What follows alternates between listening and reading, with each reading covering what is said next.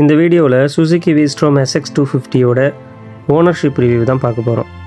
Already நம்ம சேனலில் 10,000 கிலோமீட்டருக்கு ஒரு ஓனர்ஷிப் ரிவ்யூ வீடியோ அப்லோட் பண்ணியிருப்போம். கிட்டத்தட்ட ஒரு 40 மினிட்ஸ்க்கு அந்த வீடியோ இருக்குது. நிறைய பேர் இன்னும் டவுட்ஸ் கேட்டுகிட்டே தான் இருக்காங்க V-Strom பற்றி. ஸோ இன்னும் கொஞ்சம் டீட்டெயிலாக நம்ம V-Strom பற்றி ரிவ்யூ பண்ணலாம் அப்படின்றதுக்காக தான் இந்த வீடியோ. இப்போது என்னோடய V-Stromல நான் கிட்டத்தட்ட ஒரு 22,000 கிலோமீட்டரு க்ராஸ் பண்ணிட்டேன். ரீசெண்டாக கூட ஒரு ஷார்ட்ஸ் போட்டிருக்கேன். ஃப்யூச்சரில் V-Strom வாங்குகிற ஐடியாவில் இருக்கவங்க இல்லை V-Strom பற்றி ஏதாவது டவுட்ஸ் இருந்ததுன்னா கேளுங்க அப்படின்னு சொல்லி ஒரு ஷார்ட்ஸ் போட்டிருப்பேன். அதுலேயும் 2-3 பேர் கமெண்ட் பண்ணியிருக்காங்க டவுட்ஸ் கேட்டு. இது இல்லாமல் பர்சனலாக எனக்கு இன்ஸ்டாலேயும் நிறைய டவுட்ஸ் கேட்டிருக்காங்க. ஃபஸ்ட்டு என்னோடய எக்ஸ்பீரியன்ஸை நான் ஷேர் பண்ணிடுறேன். அதுக்கப்புறமா அவங்களுடைய கொஸ்டின்ஸ்க்கு நான் ஆன்சர் பண்ணுறேன். டயர்லேருந்து நம்ம ஸ்டார்ட் பண்ணலாம். ஃப்ரண்ட் டயர் 100/90 19 இன்ச்சில் கொடுத்துருக்காங்க. ரியர் டயர் 140/70 17 இன்ச்சில் கொடுத்துருக்காங்க. இந்த டயரோட பர்ஃபார்மன்ஸ் எப்படி இருக்குன்னு கேட்டிங்கன்னா, ஹைவே பொறுத்த வரைக்கும் எந்த ஒரு பிரச்சனையுமே எனக்கு தெரியல. கிட்டத்தட்ட நான் ஒரு 153 வரையும் நான் ரீச் பண்ணியிருக்கேன். இதுவரையும் எந்த ஒரு வாப்ளிங்கும் எனக்கு தெரிஞ்சதே கிடையாது. அதே மாதிரி ஆஃப் ரோடில் எந்த இடத்துலையுமே எனக்கு ஒரு ஸ்கிட்டான மாதிரியோ அந்த மாதிரி எதுவுமே ஃபீல் ஆனதில்லை. ஆஃப் ரோடில் நல்லாவே இது ஒர்க் ஆச்சு. இப்போ நான் டயரை கூட நான் சேஞ்ச் பண்ணுற கண்டிஷனில் தான் நான் இருக்கேன். இன்னும் ஒரு 5,000 கிலோமீட்டர் ஓடன்னு நினைக்கிறேன். நெக்ஸ்ட்டு நான் என்ன டயர் அப்டேட் பண்ணலாம் அப்படின்னு சொல்லிட்டு யோசிச்சுட்ருக்கேன். இதுவே கண்டினியூ பண்ணலாமா இல்லை நல்லா அனலைஸ் பண்ணி வேறு ஏதாவது சேஞ்ச் பண்ணலாமா அப்படின்னு யோசிச்சுட்ருக்கேன். நான் டயர் அப்டேட் பண்ணும்போது கண்டிப்பாக நான் அதை தனியாக ஒரு வீடியோ நான் அப்லோட் பண்ணுவேன். ஸோ டயரை பொறுத்த வரைக்கும் எனக்கு பர்சனலாக இதுவரையும் எந்த ஒரு பிரச்சனையுமே வந்ததில்லை. நெக்ஸ்ட்டு பிரேக்ஸ் பொறுத்த வரைக்கும் front and back disc brake தான். டியூல் சேனல் ABS கொடுத்துருக்காங்க. V-Strom பொறுத்த வரையும் ஃப்ரண்ட் பிரேக் பக்காவாக இருக்கும். ரியர் பிரேக் மட்டும் கொஞ்சம் ஆவரேஜாக தான் இருக்கும். இது V-Strom வச்சுருக்க எல்லாருடைய ஒப்பீனியனும் இதுதான். ரியர் பிரேக் கொஞ்சம் ஆவரேஜாக தான் இருக்கும். அதுக்கு சொல்யூஷன்லாம் இருக்குது. நிறைய பைக்ஸோடைய பிரேக் பேட்ஸ் V-Stromக்கு யூஸ் ஆகும். ஸோ அதெல்லாம் நீங்கள் ட்ரை பண்ணலாம். இப்போ நான் கூட பல்சர் 220யோட பிரேக் பேட் தான் போட்டிருக்கேன். ஸ்டாக்கை விட அது கொஞ்சம் பெட்டராக இருக்குது. இன்னொன்று கூட நான் ஒரு 2-3 பிரேக் பேட்ஸ்லாம் பார்த்து வச்சுருக்கேன். அதையும் நான் பர்சனலாக யூஸ் பண்ணி பார்த்துட்டு அதையும் கண்டிப்பாக நான் வீடியோவில் அப்லோட் பண்ணுவேன். ஃப்யூச்சரில் நீங்கள் பார்த்து தெரிஞ்சுக்கலாம். நெக்ஸ்ட்டு பார்த்தீங்கன்னா V-Strom ஒரு அட்வென்ச்சர் பைக்குன்னு நினச்சிட்ருக்காங்க. நிறையா வீடியோஸில் பார்க்கும்போது இது ஒரு அட்வென்ச்சர் பைக்கு, அட்வென்ச்சர் வேறு லெவலில் இருக்கும், ஆஃப் ரோட்ஸ்க்கெலாம் செம்மையாக இருக்கும் அப்படின்லாம் நான் நிறைய வீடியோஸ்லாம் பார்க்குறேன். ஆனால் இது அட்வென்ச்சர் பைக் கிடையாது. ஃபஸ்ட்டு நீங்கள் இது ஒரு அட்வென்ச்சர் பைக்குன்னு நீங்கள் மைண்டில் நினச்சிட்டு இருந்தீங்கன்னா அதை தூக்கி போட்டுருங்க. அதேமாதிரி நீங்கள் ஒரு அட்வென்ச்சர் பைக்கை பார்த்துட்ருக்கீங்க அப்படின்னா இந்த பைக்கை லிஸ்ட்லேருந்து தூக்கிடுங்க. ஏன்னா V-Strom ஒரு அட்வென்ச்சர் லுக்கில் உள்ள டூரர் பைக். இது டூரிங்க்கு செம்மையாக இருக்கும் இந்த பைக்கு. ஆனால் அட்வென்ச்சருக்கு இந்த பைக் செட் ஆகாது. எங்கெல்லாம் செட் ஆகும் அப்படின்னு பார்த்தீங்கன்னா, இப்போ ரோடு போட்டுட்ருக்காங்க அப்படின்னா ரோடெல்லாம் பேத்து போட்டு வச்சுருப்பாங்க. அந்த மாதிரி இடத்துலலாம் ஈஸியாக ஹேண்டில் பண்ணிட்டு நீங்கள் போயிட்டே இருக்கலாம். இந்த வண்டி ஈஸியாக போயிடும். அதே மாதிரி ஒரு ஸ்பீட் பிரேக்கில் நீங்கள் பார்க்காம டக்குன்னு விட்டுட்டீங்க அப்போனா இது ஈஸியாக அது கிராஸ் பண்ணி போயிடும். சரி, இப்போ அட்வென்ச்சர் பைக் கிடையாது அப்படின்னா ஏன் டயர்ஸ்லாம் அப்படி கொடுத்துருக்காங்க? அதே மாதிரி வண்டி நல்லா ஹைட்டாக இருக்குது, அப்போ ஆஃப் ரோட்ஸ்லாம் நம்ம பண்ண முடியாதா அப்படின்னு கேட்டிங்கன்னா கண்டிப்பாக பண்ணலாம். ஆனால் நீங்கள் அட்வென்ச்சர் பைக்ஸில் ஃபீல் பண்ணக்கூடிய அந்த ஃபீல் இதில் நீங்கள் பண்ண முடியாது. அட்வென்ச்சர் பண்ணுற ஒரு மூடே இருக்காது இதில் பண்ணிங்கன்னா. கண்டிப்பாக இதில் அப்செட் ஆகிடுவீங்க. ஏன்னு பார்த்தீங்கன்னா முக்கியமாக சஸ்பென்ஷன் ரொம்ப ஹார்டு. இது ஒரு டூரர் பைக்னால சஸ்பென்ஷன் ரொம்ப ஹார்டாக தான் கொடுத்துருக்காங்க. பேக் சஸ்பென்ஷனும் சரி ஃப்ரண்ட்டும் சரி ஹார்டாக தான் இருக்கும். ஸோ நீங்கள் ஆஃப் ரோட் பண்ணும்போது உங்களுக்கு கண்டிப்பாக அதில் இன்ட்ரெஸ்டே இருக்காது. நின்றுட்டே ஆஃப் ரோட் பண்ணாலுமே உங்களுக்கு ஷோல்டர் பெயின் அதே மாதிரி அதோடைய ஹார்ட்னஸ் உங்களுக்கு கண்டிப்பாக ஃபீல் ஆகும். ஆனால் நிறைய பேர் V-Stromல ஆஃப் ரோடெலாம் பண்ணுறாங்க, நிறையா அட்வென்ச்சர் ரைட்லாம் பண்ணுறாங்க. பட்டு என்னோடய பர்சனல் ஒப்பீனியன் V-Strom அதுக்கு செட் ஆகாதுன்னு தான் நான் சொல்லுவேன். V-Strom ஒரு அட்வென்ச்சர் டூரர் பைக். ஸோ ஒரு டூரிங் பர்பஸ்க்காக இந்த பைக்கை கொடுத்துருக்கிறதுனால தான் உங்களுக்கு சஸ்பென்ஷன் ரொம்ப ஹார்டாக கொடுத்துருக்காங்க. ஸோ சஸ்பென்ஷன் பொறுத்த வரையும் இது ஒரு டூரர் பைக்கு. அதுவும் இல்லாமல் நீங்கள் லாங் டூரிங்க்கெலாம் போகும்போது இது வந்து ஹார்டாக இருந்தால் தான் உங்களுக்கு வந்து நல்ல பெர்ஃபார்மன்ஸ் பண்ணும். அதே மாதிரி இந்த சஸ்பென்ஷனை நீங்கள் 2 டைப்பாக ஃபீல் பண்ணலாம். நீங்கள் சோலோவாக போகும்போது அதோடைய ப்ளே வேறு மாதிரி இருக்கும். இதே நீங்கள் பில்லியனாக வந்து ஒரு லாங் டூர் போகிறீங்க அப்படின்னா அதோடைய கம்ஃபர்ட் வேறு லெவலில் இருக்கும். சில பைக்ஸ்லாம் பார்த்தீங்கன்னா பில்லியனோடு போகும்போது ஒரு கம்ஃபர்ட்டே இருக்காது. ஆனால் வீஸ்டார்ம் பொறுத்தவரையும் உங்களுக்கு சோலோவை விட பில்லியனோட போகும்போது தான் இன்னும் கம்ஃபர்ட் அதிகமாக இருக்கும். ஏன்னா சஸ்பென்ஷன் வந்து இன்னும் சாஃப்ட் ஆகிடும். நீங்கள் லாங் க்ரூசிங்லாம் பண்ணும்போது நல்ல ஒரு கம்ஃபர்ட் கொடுக்கும் அந்த சஸ்பென்ஷன். நெக்ஸ்ட்டு இந்த பைக்குடைய வெயிட்டு. மற்ற பைக்ஸ்லாம் கம்பேர் பண்ணும்போது இந்த பைக் வந்து வெயிட் ரொம்ப கம்மி தான். 167 kg தான். கண்டிப்பாக நம்மளால் மேனேஜ் பண்ண முடியும். எங்கே நமக்கு பிரச்சனை வரும் அப்படின்னு பார்த்தீங்கன்னா ஹைட்டில் தான் ப்ராப்ளம் வரும். ஹைட் வந்து ஒரு 5.6க்கு மேலே இருந்தீங்கன்னா நீங்கள் தப்பிச்சிட்டிங்க. வீஸ்டார்ம் வந்து ஈஸியாக ஹேண்டில் பண்ணிடலாம். ஆனால் நீங்கள் 5.6க்கு கீழே இருந்தீங்கன்னா அந்த வெயிட்டை வந்து நீங்கள் கண்டிப்பாக ஃபீல் பண்ணுவீங்க. உங்களுக்கு லெக் பவரும் ஹேண்ட் பவரும் இருந்ததுன்னா இந்த வண்டியை நீங்கள் ஈஸியாக ஹேண்டில் பண்ணிடலாம். ஆக்சுவலாக வீஸ்டார்மை சூஸ் பண்ணுறதுக்கு நிறைய பேருக்கு ஒரு ப்ராப்ளமாக இருக்கிறது வந்து அவங்களோட ஹைட்ஸாக தான் இருக்கும். நானும் இதே விஷயத்தை தான் யோசித்தேன். வீஸ்டார்ம் நமக்கு செட் ஆகுமா, ஹைட் வந்து முக்கியமாக நமக்கு செட் ஆகுமா, இந்த பைக்கை நம்மளால் மேனேஜ் பண்ண முடியுமா, இந்த மாதிரி பல கொஸ்டின்ஸ் என் மைண்டில் ஓடிக்கிட்டே இருந்தது. நான் வீஸ்டார்ம் பற்றி நிறையா ரிசர்ச் பண்ணும்போது ஒரு வீடியோவில் வந்து நான் பார்த்தேன், ஹைட் ஒரு மேட்டரே கிடையாது, ஸ்கில் இருந்தால் போதும் அப்படின்ட்டு. ஸோ என்னைய நானே வந்து செல்ஃப் மோட்டிவேட் பண்ணி நான் வீஸ்டார்மை சூஸ் பண்ணேன். ஸோ உங்களுக்கு அதே தான், ஹைட் ஒரு விஷயமே கிடையாது, ஸ்கில் இருந்தால் போதும், எவ்வளோ பெரிய பைக்காக இருந்தாலும் நம்மளால் மேனேஜ் பண்ண முடியும். அதே மாதிரி இந்த ஹைட்னால் எங்கெல்லாம் ஸ்ட்ரகிள் ஆச்சு அப்படின்றதையும் நான் சொல்கிறேன். ஹில்ஸில் வந்து எனக்கு நிறைய இடத்துல ஸ்ட்ரகிள் ஆச்சு. நான் ஹில் ஸ்டேஷனில் கிட்டத்தட்ட ஒரு 2-3 தடவை பைக்கை வந்து கீழே போட்டிருக்கேன். எப்படின்னா யூடர்ன் பண்ணும்போது ஒன்று ஸ்லோப்லேருந்து யூடர்ன் பண்ணி கீழே இறக்கும் போது, முக்கியமாக பார்த்தீங்கன்னா பில்லியனோட நீங்கள் போகும்போது உங்களுக்கு காலும் எட்டாது, அவங்களோட வெயிட்டையும் உங்களால் பேலன்ஸ் பண்ண முடியாது. அப்படியே கால் எட்டினாலுமே அந்த பைக்கோட வெயிட்டு ப்ளஸ் பில்லியனோட வெயிட்டை வந்து நீங்கள் வந்து மேனேஜ் பண்ண முடியாது. எப்படியா இருந்தாலும் வண்டியை கீழே போட்டுருவீங்க. ஸோ இந்த மாதிரி சின்ன சின்ன விஷயங்களில் தான் வந்து எனக்கு வந்து ஸ்ட்ரகிள் ஆச்சு. இதே நம்ம பிளைன்ஸ் ரோட்ஸில் ஹைவேலையோ இல்லை வேறு எங்கேயாவது வந்து நீங்கள் சிட்டியில் ஓட்டும் போது அந்த மாதிரிலாம் பெருசாக ஸ்ட்ரகிள் ஆகலை. இதே நீங்கள் வந்து ஒரு 6 இருந்தீங்க இல்லை 5.8க்கு மேலே இருக்கீங்க அப்படின்னா நீங்கள் கண்ணை மூடிட்டு வீஸ்டார்ம் சூஸ் பண்ணலாம். உங்களுக்கு எந்த ஒரு பிரச்சனையுமே இல்லை. இந்த மாதிரி ஸ்ட்ரகிள்லாம் ஃபேஸ் பண்ண வேண்டியது இருக்கும் அப்படின்றத நான் உங்களுக்கு முன்னாடியே வந்து ஒரு இன்டிமேஷன் கொடுக்குறேன். நெக்ஸ்ட்டு வந்து வீஸ்டார்மோடைய ஹெட்லைட் வந்து மற்ற பைக்ஸை விட இது கொஞ்சம் பெட்டராக தான் இருக்கும். ஆனால் ஆவரேஜ் தான். இதை வச்சுட்டு நீங்கள் லாங் டூரிங்லாம் வந்து பண்ண முடியாது. மேக்ஸிமம் நீங்கள் லாங் டூரிங்லாம் பண்ணும்போது நைட் ட்ராவல் பண்ணுற மாதிரி இருக்கும். ஸோ வந்து நீங்கள் எக்ஸ்ட்ரா ஃபாக் லைட் வந்து கண்டிப்பாக வந்து ஃபிக்ஸ் பண்ணுற மாதிரி தான் இருக்கும். அடுத்து சுவிட்சு குவாலிட்டிலாம் எப்படின்னு பார்த்தீங்கன்னா ரொம்ப நல்லாயிருக்கு. சுவிட்சு குவாலிட்டிலாம் வந்து எதுவும் குறை சொல்கிற மாதிரி எதுவுமே கிடையாது. நெக்ஸ்ட்டு வந்து சைட் மிரர் வந்து எந்த பிரச்சனையும் இல்லை, நல்லா வியூவில் நல்லா தான் இருக்குது. ஆனால் ஒரு 150cc அந்த மாதிரி ஒரு பைக்ஸ்லலாம் வந்து இருக்கிற மிரர் மாதிரி தான் இந்த பைக்ஸ்லேயும் வந்து கொடுத்துருக்காங்க. ஒரு அட்வென்ச்சர் லுக்கில் உள்ள ஒரு பைக்கு 250cc பைக்கு, பட் அதுக்கேற்ற மாதிரி மிரர்ஸ் வந்து கொடுக்கல. அது உங்களுக்கு பிடிச்சிருந்ததுன்னா அதே வந்து கண்டினியூ பண்ணிக்கலாம். இல்லைனா நிறையா ஆப்ஷன்ஸ்லாம் இருக்குது. சில பேர் வந்து கேடிஎம்ஸோட மிரர்லாம் வாங்கி அதில் ஃபிக்ஸ் பண்ணியிருக்காங்க, அதுவும் நல்லா தான் இருக்குது. நெக்ஸ்ட் இந்த பைக்குடைய சீட்டு. வீஸ்டார்மில் எனக்கு ரொம்ப பிடிச்சதில் இந்த சீட்டும் நான் சொல்லுவேன். ஏன்னா சீட் கம்ஃபர்ட் பொறுத்த வரைக்கும் ரைடர் சீட்டை தான் வந்து எல்லாமே மெயினாக ஃபோக்கஸ் பண்ணுவாங்க. இதில் பில்லியன் சீட்டும் வந்து கொஞ்சம் கூட அதில் வந்து காம்ப்ரமைஸ் பண்ணவே இல்லை. பில்லியன் சீட்டும் சரி, ரைடர் சீட்டும் வந்து செம்ம கம்ஃபர்ட்டாக இருக்கும். வீஸ்டார்ம் நான் சூஸ் பண்ணுறதுக்கு என்னை முக்கியமாக வந்து அட்ராக்ட் பண்ணது இதோடைய சீட்டு தான். நிறைய பேர் வந்து வீஸ்டார்ம் ஒரு லிக்விட் கூல்டு இன்ஜின் நினச்சிட்ருக்காங்க. அதுதான் கிடையாது. வீஸ்டார்ம் வந்து ஒரு ஆயில் கூல்டு இன்ஜின். உங்களுக்கு தோணலாம் 250cc கொடுத்துருக்காங்க, ஏன் வந்து லிக்விட் கூல்டு இன்ஜின் கொடுக்கல? வீஸ்டார்ம் வந்து சேல் பண்ணும் போதே முக்கியமாக வந்து அவங்க வந்து ஒரு பாயிண்ட் எடுத்து வைக்கிறது, இது வந்து Suzuki oil cool system SOC அப்படின்றத அவங்க பைக்லேயே வந்து மென்ஷன் பண்ணியிருப்பாங்க. பொதுவாக பார்த்தீங்கன்னா ஆயில் கூல் சிஸ்டம்னு சொல்லிட்டு பேருக்கு வந்து ஒரு 2 விங்ஸ் 3 விங்ஸ் உள்ள ரேடியேட்டர் வந்து கொடுத்துருப்பாங்க. நானே வந்து NS160 யூஸ் பண்ணேன். NS160 oil cool system. அதுலேயும் வந்து இதே 2-3 விங்ஸ் தான் இருக்கும். ஒரு கட்டத்தில் எனக்கு இன்ஜினே வந்து சீஸ் ஆகிடுச்சு.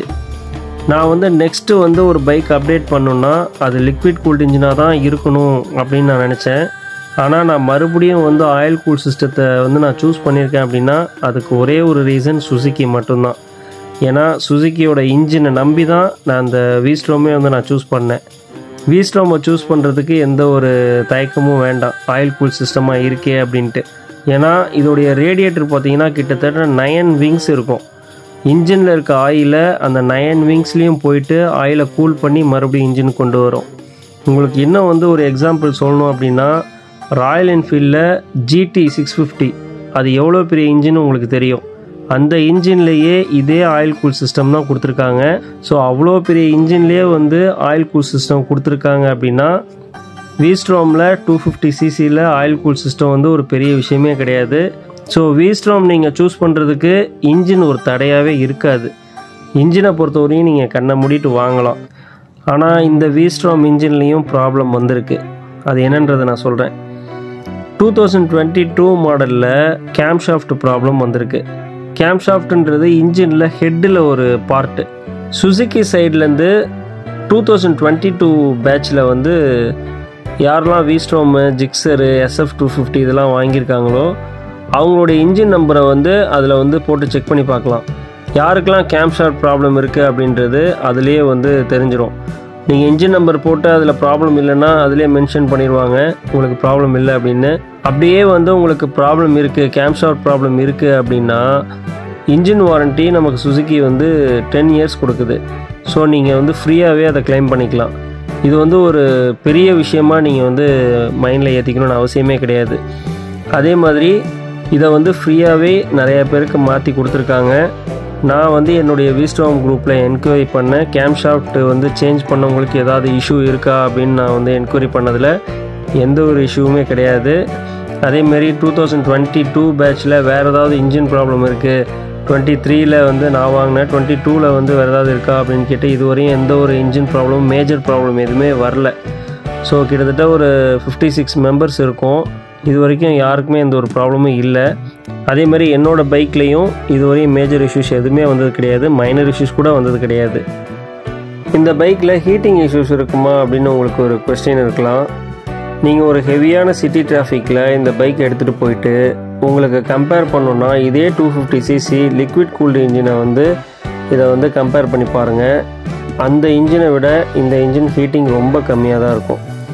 நெக்ஸ்ட்டு வந்து இந்த இன்ஜினில் பவர் எப்படி இருக்குது, டாப் ஸ்பீடு வந்து எவ்வளோ போகுது அப்படின்னு கேட்டிங்கன்னா நான் இது வரையும் 153 வரையும் நான் ரீச் பண்ணியிருக்கேன் என்னோடய பைக்கில். ஸோ வீஸ்ட்ரோம் பொறுத்த வரையும் இன்ஜின் ஸ்ட்ரெஸ் ஆகாமல் 130ல் நீங்கள் ஈஸியாக க்ரூஸ் பண்ணிவிட்டு போயிட்டே இருக்கலாம். நான் கிட்டத்தட்ட ஒரு 60 to 70 கிலோமீட்ரு ஒரு ஃப்ரீ ரோட்டில் 130க்கு குறையாமல் போனேன், இன்ஜின் ஸ்ட்ரெஸ்ஸே ஆகலை. அதே மாதிரி என்னோடய பைக்கில் ரேடியேட்டர் ஃபேன் இதுவரை ஓடினதே கிடையாது. நான் 130ல் க்ரூஸ் பண்ணி போயும் எனக்கு ரேடியேட்டர் ஃபேன் இதுவரை ஓடினது கிடையாது. எங்கள் குரூப்பில் ஒருத்தருக்கு வந்து ரேடியேட்டர் ஃபேன் ஓடி இருக்குது.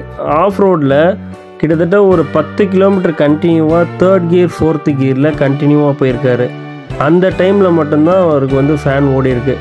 அதுவும் 3rd 4th கியரில் கண்டினியூவாக 10 கிலோமீட்டர் போனதுனால தான் அந்த ஃபேனும் ஓடிச்சு அப்படின்னு சொல்லி அவர் சொன்னாப்புல. நெக்ஸ்ட்டு வந்து கியர் ஷிஃப்டிங் எப்படி இருக்குது. கியர் ஷிஃப்டிங் பொறுத்த வரைக்கும் பட்டர் ஸ்மூத்துன்னு சொல்ல முடியாது, ரொம்ப ஹார்டுன்னு சொல்ல முடியாது, மீடியமாக இருக்குது. எந்த இடத்துல எனக்கு ஹார்டாக ஃபீல் ஆகுது அப்படின்னா, இப்போ நான் ஒரு ட்ரிப் போயிட்டு வரேன், அந்த செயின் வந்து லூஸ் ஆகிடும். செயின் வந்து லூஸ் ஆனதுனால எனக்கு கியர் வந்து ஹார்டாக இருக்கும். நான் செயினை வந்து மறுபடியும் டைட் பண்ணிட்டு கரெக்டாக லூப் வந்து நான் மெயின்டைன் பண்ணும் போது எனக்கு கியர் மறுபடியும் நார்மல் ஆகிடும். அந்த இடத்துல மட்டும் தான் எனக்கு கியர் ஹார்டாக தெரியும். நீங்கள் கண்டினியூவாக வந்து 500 கிலோமீட்டர் ஒன்ஸ் வந்து செயினை மெயின்டைன் பண்ணிங்க அப்படின்னா கியர் வந்து ஒரே பொசிஷனில் தான் இருக்கும், அது ஹார்டாக வந்து உங்களுக்கு தெரியாது. கிளட்சு பொறுத்த வரைக்கும் சேம் கியர் நான் சொன்னேன்ல அதே மாதிரி தான், ரொம்ப ஸ்மூத்தும் கிடையாது, ரொம்ப ஹார்டும் கிடையாது, மீடியமாக இருக்குது. என்னோடய ஃப்ரெண்டு வந்து டெய்லி கம்ப்யூட்டருக்கு யூஸ் பண்ணிகிட்ருக்காரு, சிட்டியில் சென்னையில் இருக்கார். அவர் வந்து என்கிட்ட சொன்னது என்ன அப்படின்னா, நான் டெய்லியும் வந்து டிராஃபிக்கில் ஓட்டுறதுனால எனக்கு கிளச்சு பிடிச்சி கையெல்லாம் வலிக்குது அப்படின்னு சொல்லி சொன்னார். ஸோ டெய்லி கம்ப்யூட்டர் யூஸ் பண்ணுறவங்களுடைய ஃபீட்பேக்கை நான் உங்களுக்கு சொல்கிறேன், இதையும் மைண்டில் வச்சுக்கோங்க. ஆனால் நான் வீஸ்ட்ரோம் பொறுத்த வரையும் லாங்க்கு மட்டும் தான் யூஸ் பண்ணிகிட்ருக்கேன். ஸோ எனக்கு இந்த இஷ்யூ வந்து பெருசாக தெரியல. நெக்ஸ்ட்டு வந்து இந்த பைக்கில் சார்ஜிங் ஆப்ஷன் கொடுத்துருக்காங்க. அது வந்து ஒரு பெரிய ப்ளஸ்ஸு. ஏன்னா நிறைய இடத்துல எனக்கு அது யூஸ் ஆச்சு. என்னுடைய கோப்ரோ சார்ஜ் போடுறதுக்கும் சரி, என்னுடைய மொபைல் சார்ஜ் போடுறதுக்கும் அது நிறைய இடத்துல எனக்கு யூஸ் ஆச்சு. V-Stormல கார்னரிங் பண்ணலாமா அப்படின்னு சில பேருக்கு கேள்வி இருக்கலாம். கண்டிப்பாக கார்னரிங் பண்ணலாம். ஏன்னா அட்வென்ச்சர் பைக்கில் கார்னரிங் வந்து ஒரு கான்ஃபிடெண்ட்டாக பண்ண முடியாது. ஆனால் இந்த பைக்கில் நான் வந்து கான்ஃபிடெண்ட்டாக வந்து நிறைய இடத்துல கார்னரிங் பண்ணியிருக்கேன். எந்த இடத்துலையும் எனக்கு வந்து ஸ்கிட் ஆகலை. ஏன்னா டயர் வந்து 140 செக்ஷன் கொடுத்துருக்காங்க பேக்கில், ஃப்ரண்ட்டில் வந்து 100/90. ஸோ கார்னரிங் வந்து நான் நல்லாவே கார்னரிங் பண்ணியிருக்கேன் நிறைய இடத்துல. எனக்கு எந்த இடத்துலையும் ஸ்கிட் ஆகலை, கான்ஃபிடெண்ட்டாக இருக்குது. ஆனால் எந்த இடத்துல வந்து உங்களுக்கு கான்ஃபிடென்ட் இல்லாமல் போகும் அப்படின்னா, நீங்கள் ஒரு டாப் பாக்ஸ் போட்டிருக்கீங்க, இல்லைனா வந்து சேடில் ஸ்டே பேக் யூஸ் பண்ணுறீங்க அப்படின்னா வந்து உங்களுக்கு கான்ஃபிடென்ட் மிஸ் ஆகலாம். ஆனால் பில்லியனோடையே நான் வந்து கார்னரிங் பண்ணியிருக்கேன். அதுக்காக ரொம்ப வந்து படுத்து எந்திரிக்க முடியாது. இந்த பைக்குக்கு எவ்வளோ கார்னரிங் பண்ண முடியுமோ அந்தளவுக்கு பண்ணலாம். நெக்ஸ்ட் இந்த பைக்கோடைய மெயின்டெனன்ஸ் காஸ்ட்டு, ஒரு ஆயில் சர்வீஸ்க்கு ஒரு ஜென்ரல் சர்வீஸ்க்கு எவ்வளோ வருது அப்படின்னு கேட்டிங்கன்னா, ஃபஸ்ட்டு 3 ஃப்ரீ சர்வீஸ்க்கு 1200 rupees வரும். சில சர்வீஸ் சென்டரில் கொஞ்சம் முன்ன பின்ன வரலாம். ஆனால் பெய்ட் சர்வீஸ் வந்துட்டிங்க அப்படின்னா ஸ்டாண்டர்டாக வந்து 2000 rupeesலேருந்து 2200 வரும். எனக்கு வந்து 2000 rupees வருது. இதில் வந்து ஆயில் ஃபில்ட்ரு, ஜென்ரல் சர்வீஸு, அப்புறம் வாட்டர் வாஷு, செயின் லூபு, இது எல்லாமே இன்க்ளூடட். நான் V-Storm சூஸ் பண்ணதுக்கு மெயினான ஒரு ரீசன் வந்து மெயின்டெனன்ஸ் காஸ்ட்டு. ஏன்னா நம்ம 2.5 lakhs போட்டு ஒரு பைக் வாங்குறது பெரிய விஷயம் இல்லை, மெயின்டெனன்ஸ் ரொம்ப முக்கியம். அதேமாதிரி V-Stormல பார்த்தீங்கன்னா சென்சார்ஸ் அதிகமாக கிடையாது. உங்களுக்கு ஏதாவது ஒரு இடத்துல பைக் பிரேக் டவுன் ஆகிடுச்சு அப்படின்னா கூட நியர்பை மெக்கானிக் ஈஸியாக வந்து V-Storm வந்து பார்க்கலாம். நெக்ஸ்ட்டு முக்கியமான பார்ட்டு, இந்த பைக்கோட மைலேஜ். V-Storm மைலேஜ் வந்து 36 வந்து கம்பெனி சைட்லேருந்து கொடுக்குறாங்க. என்னோடய பைக் மைலேஜ் எவ்வளோ அப்படின்னு கேட்டிங்கன்னா, ஒவ்வொருத்தவங்க ஓட்டுற ஸ்டைல் தான் நான் சொல்லுவேன். நான் V-Storm பொறுத்த வரையும் ட்ரிப்புக்கு மட்டும் தான் யூஸ் பண்ணிகிட்ருக்கேன். ஸோ மைலேஜ் பொறுத்த வரைக்கும் நான் வந்து யோசிக்கவே மாட்டேன். என்னுடைய கம்ஃபர்ட் தான் நான் ஃபஸ்ட்டு பார்ப்பேன். 100 to 120 தான் நான் எப்போவுமே வந்து க்ரூஸ் பண்ணுவேன். அது ரோட்ஸை பொறுத்து இருக்குது. ஹைவேலாம் பொறுத்த வரைக்கும் 100 to 120. ஸோ நான் வந்து மைலேஜ்க்காக இந்த பைக்கை நான் வாங்கவும் கிடையாது, மைலேஜ்க்காக இந்த பைக்கை நான் ஓட்டவும் மாட்டேன் எப்போவுமே. எனக்கு வந்து மைலேஜ் செக் பண்ணதில் எவ்வளோ தருது அப்படின்னு பார்த்தீங்கன்னா, என்னுடைய டிரைவிங் ஸ்டைலுக்கு 30 to 33 தான் தருது. இதே என்னுடைய ஃப்ரெண்ட்ஸ்க்கெலாம் எவ்வளோ தருது அப்படின்னா மேக்ஸிமம் 43 வரையும் தருது. நான் வந்து கண்ணால் பார்த்தது என்னுடைய ஃப்ரெண்டுக்கு 40 தருது. அவர் வந்து டெய்லி கிலோமீட்டருக்கு யூஸ் பண்ணுறாரு, எப்போவாவது ட்ரிப்பு போவார்.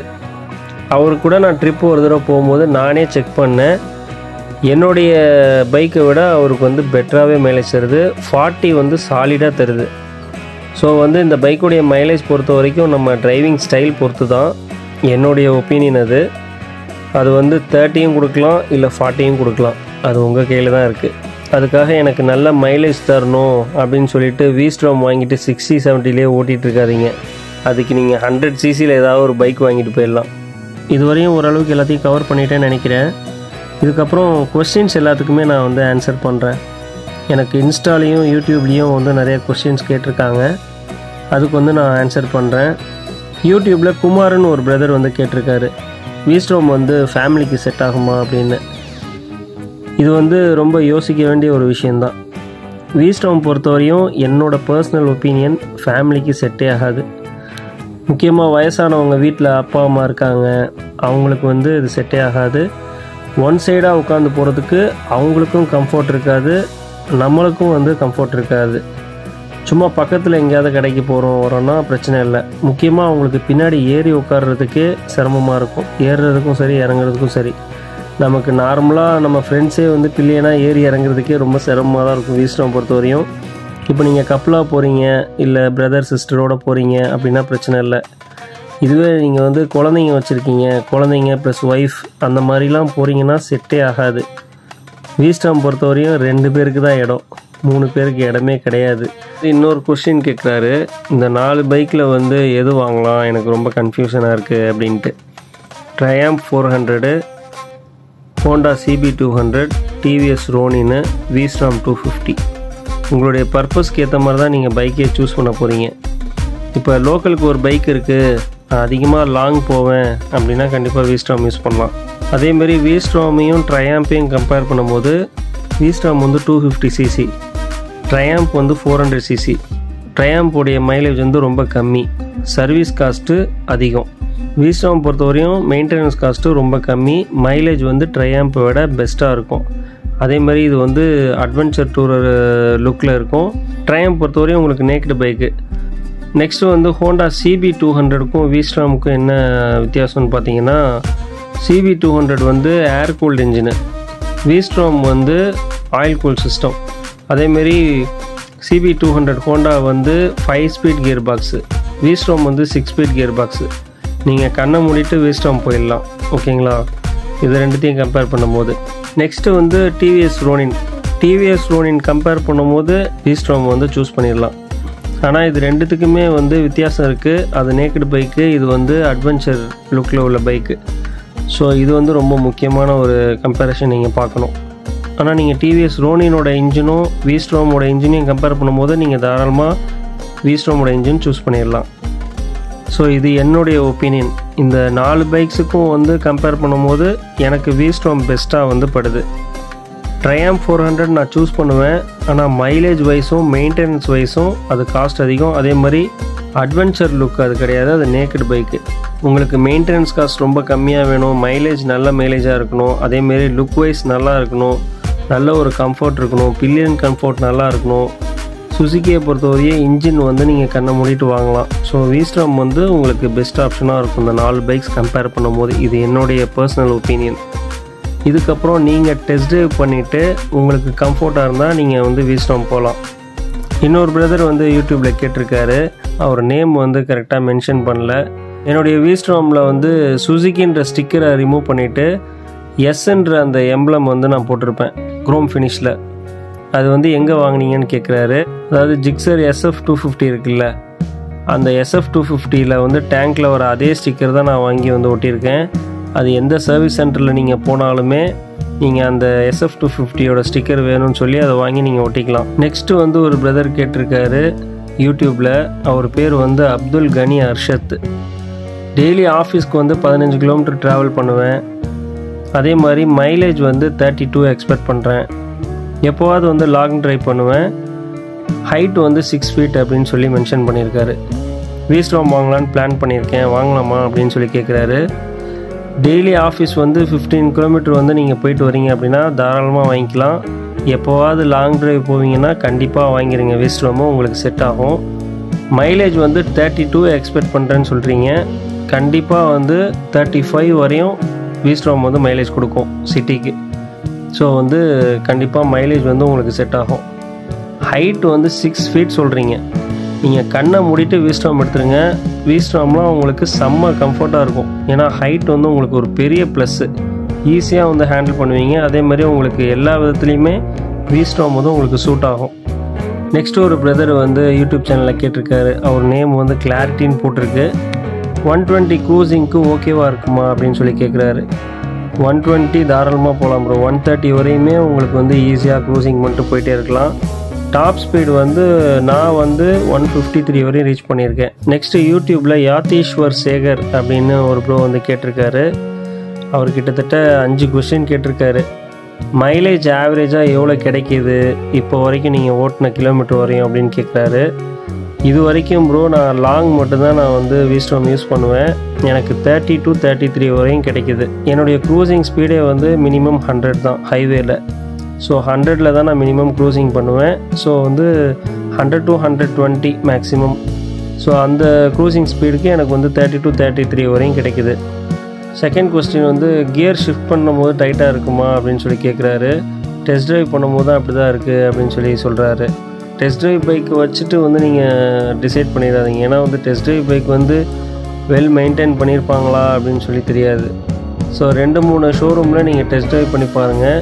கியர் பொறுத்தவரையும் ரொம்ப ஹார்டுன்னு சொல்ல முடியாது, மீடியமாக தான் இருக்கும். கியர் வந்து உங்களுக்கு குவிக் ஷிஃப்டர் கிடையாது, கியர் வந்து ஷிஃப்டிங் மீடியமாக தான் இருக்கும். கரெக்டாக வந்து செயின் ப்ராப்பராக வந்து மெயின்டைன் பண்ணிங்கன்னா உங்களுக்கு கியர் வந்து ஓரளவுக்கு நார்மலாக இருக்கும். ப்ரைஸ் வந்து அதிகமாக இருக்குது, ஃப்யூச்சருக்கு இது ஒர்த்தா அப்படின்னு சொல்லி கேட்குறாரு. ஆக்சுவலாக இந்த பைக்ஸில் ஃப்யூச்சர்ஸ் அதிகமாக இல்லை, ஆனால் வந்து இந்த பைக்குடைய ப்ரைஸும் அதிகம்தான். மற்ற பைக்ஸை கம்பேர் பண்ணும்போது இந்த ஃப்யூச்சர்ஸ்க்கு இது ரொம்ப அதிகம்தான். ஆனால் வீஸ்டார்ம் பொறுத்தவரையும் ஒர்த்துன்னு தான் நான் சொல்லுவேன். அதோடைய இன்ஜினாக இருந்தாலும் சரி, லுக் வைஸ் வந்து பெஸ்ட்டாக இருக்கும். மெயின்டெனன்ஸ் காஸ்ட்டு மற்ற பைக்ஸ்லாம் கம்பேர் பண்ணும்போது கொஞ்சம் ப்ரைஸ் அதிகமாக இருந்தாலுமே வீஸ்டார்ம் வந்து பெஸ்ட்டு தான். 4th கொஸ்டின் வந்து ரொம்ப முக்கியமான கொஸ்டின் இது. ஸ்பேர் பார்ட்ஸ் வந்து ஈஸியாக கிடைக்குதா வெளியில் அப்படின்னு சொல்லி கேட்குறாரு. அதாவது ஷோரூமில் இல்லாமல் வெளியே ஆஃப்டர் மார்க்கெட்டில் வந்து கிடைக்குதா அப்படின்னு கேட்குறாரு. ஸ்பேர் பார்ட்ஸ் வந்து வீஸ்டார்ம் பொறுத்தவரையும் ஆஃப்டர் மார்க்கெட்டில் வந்து ரொம்ப ரேர் தான். வீஸ்டார்ம்னாவே என்ன பைக்குன்னு கேட்பாங்க, ஏன்னா நிறையா பேருக்கு வந்து வீஸ்டார்ம் பைக்னால் என்னன்னே தெரியாது. ஆனால் ஷோரூமில் கண்டிப்பாக ஸ்பேர் பார்ட்ஸ் கிடைக்கும். சப்போஸ் வந்து கிடைக்கல அப்படின்னாலும் அவங்க வந்து ஆர்டர் போட்டு ஒரு 10 to 15 டேஸில் வந்து உங்களுக்கு ஆர்டர் பண்ணி கொடுப்பாங்க. நான் ரீசெண்டாக வந்து ஹேண்டில் பார் பெண்ட் ஆகிடுச்சேன்னு சொல்லிட்டு திருச்சியில் உள்ள சர்வீஸ் சென்டரில் வந்து போய் கேட்கும் போது ஹேண்டில் பார் ஸ்டாக்லேயே இருந்தது. ஸோ வந்து எனக்கு ஹேண்டில் பார் உடனே கிடச்சிது. ஸ்பேர் பார்ட்ஸ் பொறுத்தவரை எந்த பார்ட்ஸ்லாம் டிலே ஆகும் அப்படின்னு பார்த்தீங்கன்னா பாடி பார்ட்ஸ் மட்டும்தான் உங்களுக்கு வந்து டிலே ஆகும். ஏன்னா வந்து பாடி பார்ட்ஸ் கீழே விழுந்து ஏதாவது பார்ட்ஸ் வந்து உடஞ்சிருச்சு அப்படின்ற பட்சத்தில் தான் உங்களுக்கு வந்து அதை ஆர்டர் பண்ணி கொடுப்பாங்க. மற்றபடி இன்ஜின் வைஸ் வந்து இன்ஜின் சம்மந்தப்பட்ட எல்லா பார்ட்ஸுமே அவங்கக்கிட்ட ஸ்டாக்ஸில் இருக்க தான் செய்யும். ஸோ அதை பற்றி நீங்கள் பயப்பட வேண்டாம். அப்படி பார்த்தீங்கன்னா இப்போ இருக்க எந்த பிராண்டுமே வந்து ஸ்பேர் பார்ட்ஸ் வந்து ஸ்டாக்கில் வைக்கிறது கிடையாது. எல்லாமே ஆர்டர் பண்ணி ஒரு 10 to 15 டேஸ் வந்து டிலே பண்ண தான் செய்கிறாங்க. அது இந்த பிராண்டுன்னு கிடையாது, எல்லா பிராண்டுமே இப்போ வந்து அப்படி தான். கொரோனாக்கு அப்புறம் வந்து நிறையா சேஞ்சஸ் இருக்குது. 5th கொஸ்டின் ஒன்று கேட்குறாரு. இன்ஜினில் வந்து நாய்ஸ் இஷ்யூ ஏதாவது வருதா, இன்ஜெக்டரில் இஷ்யூஸ் ஏதாவது ஆகுதா, வேறு செயின் ஸ்ப்ராக்கெட் ஏதாவது இஷ்யூ வருதா. நிறைய பேர் வந்து கம்ப்ளைண்ட் பண்ணியிருந்தாங்க, கம்மியான கிலோமீட்டரில் வந்து செயின் ஸ்ப்ராக்கெட் வந்து இஷ்யூ வருது அப்படின்னு சொல்லி கேட்குறாரு. இன்ஜினில் வந்து நாய்ஸ் வந்து எனக்கு எதுவுமே இது வரையும் வரல. செயின் ஸ்ப்ராக்கெட் வந்து நான் 18,000 கிலோமீட்டரில் வந்து நான் செயின் ஸ்ப்ராக்கெட் மாற்றினேன். அதுவும் வந்து எனக்கு எந்த ஒரு ப்ராப்ளமும் வரல. கரெக்டான டைமிங்கில் தான் நானும் மாற்றிருக்கேன். ஸோ செயின் ஸ்ப்ராக்கெட் பொறுத்த வரைக்குமே நீங்கள் எந்த பைக்காக இருந்தாலும் நீங்கள் மெயின்டெனன்ஸ் பண்ணுறது பொறுத்து தான். நீங்கள் கரெக்டாக மெயின்டெனன்ஸ் பண்ணலன்னா அது 8,000 கிலோமீட்டர் 10,000 கிலோமீட்டரில் காலி ஆகிடும். ஸோ அவருடைய எல்லா கொஷின்ஸ்க்கும் பதில் சொல்லிட்டேன். நெக்ஸ்ட்டு வந்து செல்வகுமார், ஜிக்ஸர் 150ல் கிரான்ஷாஃப்ட் வந்து இஷ்யூ இருக்குதுன்னு சொல்கிறாங்க, அதே மாதிரி இதுலேயும் இருக்கா அப்படின்னு சொல்லி கேட்குறாரு. இதுக்கு நான் ஆல்ரெடி ஆன்சர் பண்ணிட்டேன். கேம்ஷாஃப்ட் இஷ்யூ வந்தாலுமே நீங்கள் வந்து ஃப்ரீயாகவே வந்து சர்வீஸில் கொடுத்து சேஞ்ச் பண்ணிக்கலாம். கேம்ஷாஃப்ட்ன்றது ஒரு பெரிய விஷயமே கிடையாது. இன்ஜின் ஹெட்டில் வந்து ஒரு பார்ட்டு தான் அது. ஸோ அது ஒரு பெரிய ப்ராப்ளமே இல்லை, அது ஈஸியாக வந்து சால்வ் பண்ணிடலாம். ஹெட்லைட் பவர் எப்படி இருக்குதுன்னு கேட்குறாரு. அதுவும் நான் சொல்லிட்டேன், ஹெட்லைட் பவர் ஆவரேஜாக இருக்குது. நீங்கள் லாங் டூர்லாம் அதிகமாக போகிறீங்க அப்படின்னா நீங்கள் எக்ஸ்ட்ரா ஃபாக் லைட் ஃபிக்ஸ் பண்ணுற மாதிரி தான் இருக்கும். 3rd கொஸ்டின், லாஸ்ட் கொஸ்டின் கேட்குறாரு. மைலேஜ் வந்து 30லேருந்து 45க்குள்ளே நிறைய வேரியேஷன்ஸில் சொல்கிறாங்க, உங்களுக்கு எவ்வளோ வருது அப்படின்னு கேட்குறாரு. என்னுடைய மைலேஜ் வந்து நான் ஓட்டுற ஸ்டைலுக்கு 30 to 33 தருது. நெக்ஸ்ட்டு வந்து இன்ஸ்டாவில் ஜெயாதேவன் சொல்லிட்டு ஒரு ப்ரோ கேட்குறாரு. வீஸ்டார்ம் வந்து லாங் டூருக்கு வந்து செட் ஆகுமா, ஒரு 800-900 கிலோமீட்டருக்குலாம் வந்து போகிறது செட் ஆகுமா அப்படின்னு சொல்லி கேட்குறாரு. தாராளமாக போகலாம். நீங்கள் 900 கிலோமீட்டர் இல்லை 4000 கிலோமீட்டர் கூட நீங்கள் போகலாம். வீஸ்டார்ம் வந்து அதுக்கு செட் ஆகும். ஸோ ஆல்மோஸ்ட் நான் எல்லா கொஸ்டின்ஸ்க்கும் ஆன்சர் பண்ணிட்டேன். இது இல்லாமல் காமன் மெசேஜ் நிறையா வந்திருக்கு. மைலேஜ் அந்த மாதிரி ஆல்ரெடி நான் சொன்ன விஷயங்கள் தான் திரும்ப திரும்ப கேட்டிருக்காங்க நிறைய பேர். ஸோ ஆல்மோஸ்ட் எல்லாமே நான் ஓரளவுக்கு எல்லாத்தையும் கவர் பண்ணிட்டேன்னு நினைக்கிறேன். ஸோ ஃபைனலாக அந்த பைக் வாங்கலாமா வேணாமா அதை சொல்லு அப்படின்ற மாதிரி உங்கள் மைண்ட் வாய்ஸ் வந்து இருக்கும். யாருக்கெலாம் அந்த பைக் வந்து செட் ஆகும், யாரெலாம் வாங்கலாம் அப்படின்னு என்னோடய ஒப்பீனியன் நான் சொல்கிறேன். ஃபைனலாக நான் சொல்லிக்கிறேன், வீஸ்டார்ம் பொறுத்தவரையும் ஒரு டூரர் பைக். இந்த பைக்கை நீங்கள் வந்து லாங்க்கு வந்து யூஸ் பண்ணிங்கன்னா பெஸ்ட்டாக இருக்கும். நீங்கள் லோக்கல் யூஸ்க்கு தாராளமாக யூஸ் பண்ணக்கூடாதுன்னு நான் சொல்லவே இல்லை. நீங்கள் லோக்கல் யூஸ் பண்ணிவிட்டு எப்போவாவது நீங்கள் லாங் போகிறீங்க, மந்த்லி ஒன்ஸு இல்லை 6 month ஒன்ஸு 3 month ஒன்ஸு பிரச்சனையே இல்லை. உங்களுக்கு எப்போ வந்து முடியுமோ நீங்கள் லாங் வந்து எடுத்துகிட்டு போகணும். அப்போ தான் வந்து இந்த வீஸ்டார்ம் வாங்குறதுக்கு அர்த்தமாக இருக்கும். அதே மாதிரி டெஸ்ட் ட்ரைவ் பண்ணாமல் இந்த பைக் எடுக்காதீங்க. ஏன்னா சில பேருக்கு ஹைட் இஷ்யூஸ் இருக்கலாம். ஸோ டெஸ்ட் ட்ரைவ் பண்ணிவிட்டு உங்களுக்கு செட் ஆகுமான்னு பார்த்துட்டு எடுங்க. அதே மாதிரி வாங்குறதுக்கு முன்னாடி 1000 தடவை யோசிங்க, வாங்கினதுக்கப்புறம் யோசிக்காதீங்க.